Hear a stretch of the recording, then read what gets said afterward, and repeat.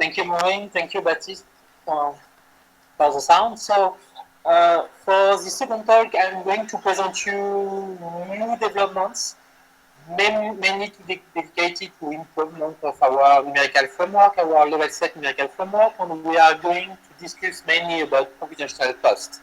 The developments are realized through the DGMU share and were realized by PhD student Sebastian Florez, which is in the middle of his PhD actually.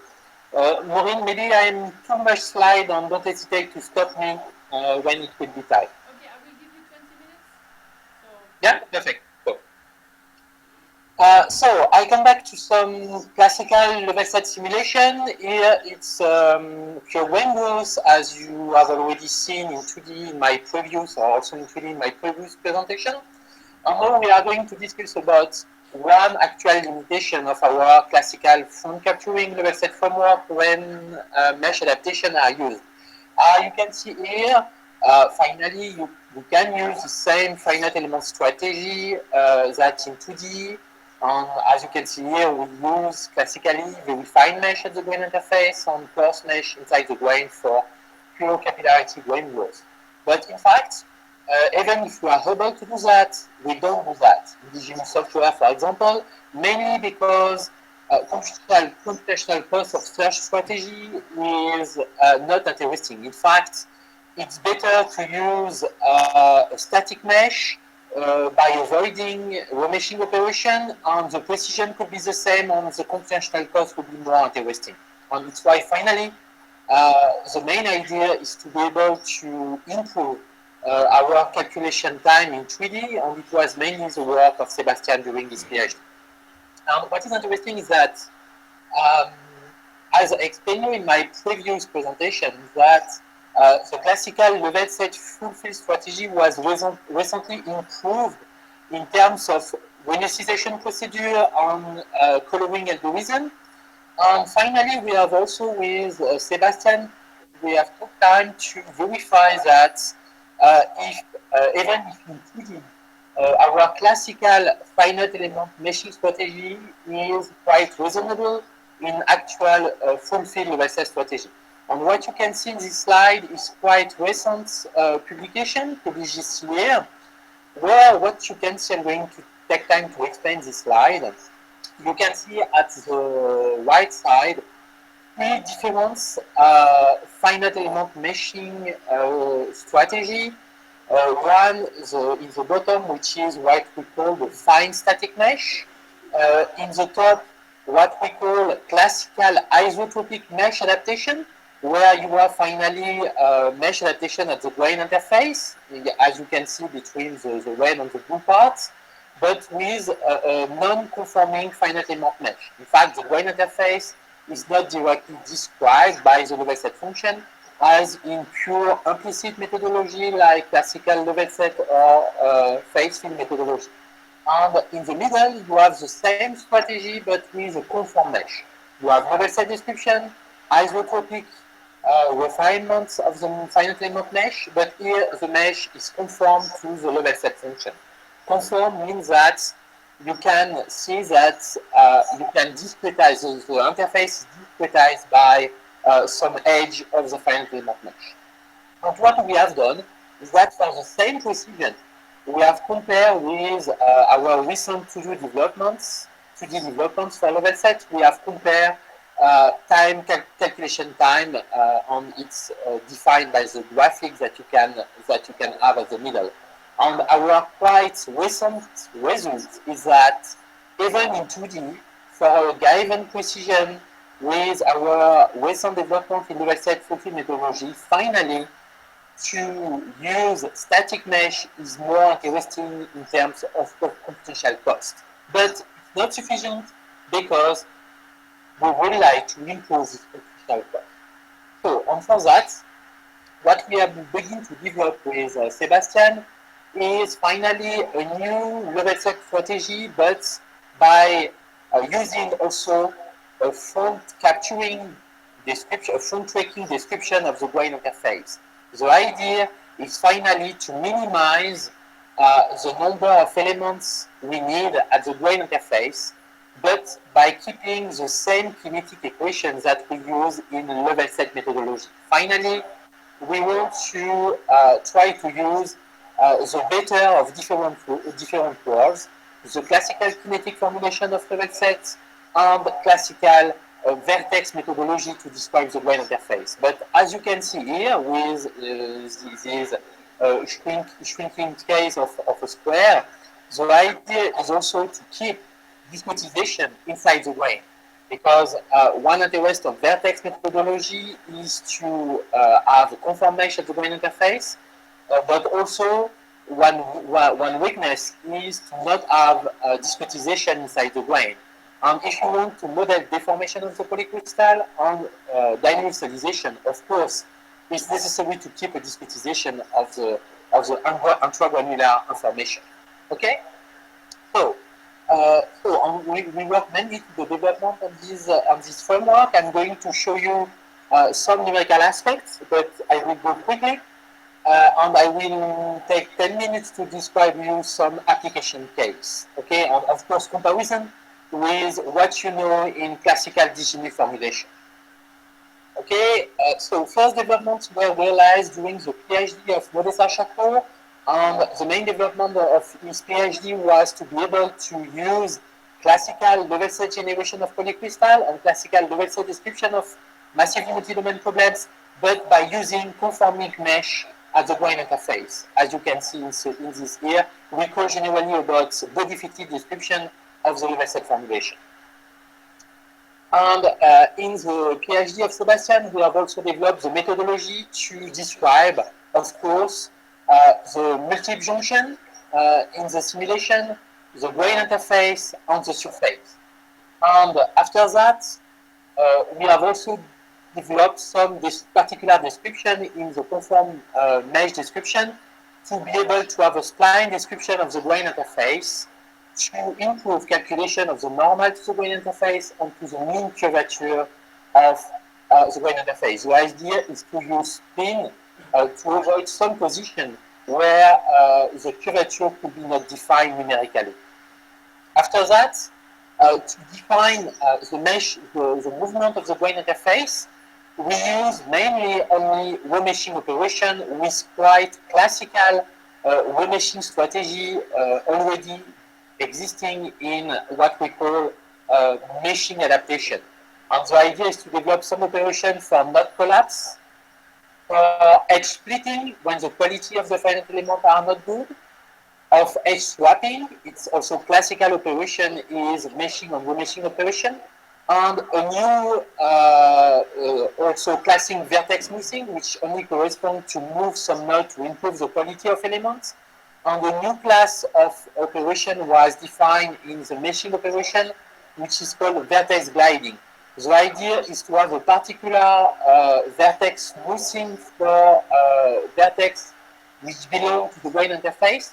And the idea is to be able to have displacement of this vertex in the grain interface without disturbing the spline discretization of the grain interface. The idea is to be able to move the node in the finite element mesh, as you can see as a grain interface, but by keeping the same spline, the same magenta curve here. And the idea, of course, is to not modify the normal or the mean curvature when movement of the grain interface is realized. You can see here a global view of this operation in the meshing or meshing strategy. And finally, we can use a classical kinetic equation with the same formulation that you have seen in my previous talk for the definition of the velocity. But in this front tracking description, of course, what we are going to do is not to solve evolution of grain interface by solving convective diffusive equation, but by moving with our remeshing strategy the node of the finite element mesh. And what we do to avoid what we call a flipping of elements, we can have subdivision of the time state to avoid element flipping and unautorized finite element remeshing in our numerical strategy. And what we are going to show you now It is some application only for pure rainbows by capillarity without stored energy of this new finite element property.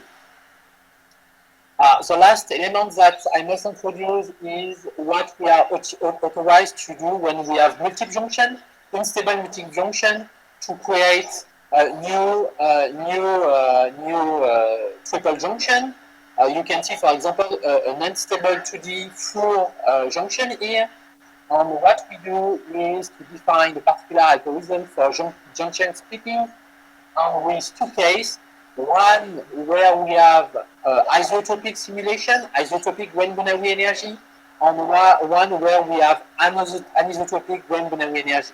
Finally, when we have anisotropic grain binary energy, what we do for junction splitting is to use splitting in the sense where the energy is minimized. The energy of the grain binary energy is minimized, and this minimization enables us to define what is the good junction splitting to unstable multiple junction. And when we deal with isotropic configuration, what we use is to minimize only the angle at the isotropic multiple junction to do a pure junction splitting. And of course, here this aspect for isotropic is a purely numerical choice and is not physically motivated. So now I have 5 minutes to schedule some application with very classical test case like here circle shrinkage by curvature, where we have in isotopic configuration we have analytical solution, and it's the best way to compare prediction by using different mesh size and time step. And the rest of some stability studies is finally find a stable zone of our new numerical framework, as you can see here. And what we can define, and we don't have at yet a main field or phenomenological equation to define this stable zone, but we'll work on it. But the stable zone enables us to define for a given mesh size what must be the time step to have stability of this new font tracking level set methodology. And we try to develop at yet some phenomenological equation to define the stable zone for simulation. So I'm going to, you have an example of a stable T-junction evolution with this framework. And the idea is always to compare this new Lagrangian framework with classical methodology, with isotropic mesh adaptation, and with fitted mesh adaptation, but by convection diffusion equation. What you have in blue is classical isotropic mesh adaptation with convection diffusion equation. In yellow, it's classical diffusion convection equation with fitted mesh adaptation. And with the new framework, you can see that for the same calculation cost, the precision is drastically improved with the new framework. And so, of course, this new algorithm was parallelized in 2D to simulate more complex test case with massively 2D polycrystal. I'm not going to detail more. I'm not going to give you more details for parallel adaptation, but what you can see here, it's some benchmark to test the validity of parallelization of code, and you have some increase of the calculation time. For example, when we use 2 processor or 3 processor, and you can see that acceleration is not perfect, but so remains quite reasonable. And you have here 2D pure grain growth with a new font tracking methodology, and it's exactly what we can do to compare with this new simulation. And what we have done is, of course, to compare prediction to verify that in terms of grain shape, mean grain size distribution, the prediction are coherent with classical DGMU simulation. Here, an example for stainless steel. And you can see example some zoom to verify local evolution of the grain interface. And you can also, with this movie, understand why the new algorithm is really much more faster than classic level set formulation that we use, in terms of the case in the left side is really more interesting for the numerical cost. And finally, we have really mesh, the number of mesh elements are really more interesting in the new algorithm for the same precision. And finally, what you can see is that for this simple test case, you can see that acceleration rate is more than 20 for a 3-hour thermal treatment with this new numerical framework. So I'm going to conclude this part to say, okay, I have only shown you this morning the rest of this new formalism, but of course, here the comparison which is quite simple because we have only mainly developed this new numerical framework for grain growth by capillarity. And at yet we are not able to take into account stored energy or nucleus, and we are not able to do the same thing in 3D. And finally, we work to improve this new numerical framework to be able to simulate what we are already able to simulate with the digital software, which is not the case at yet. Thank you.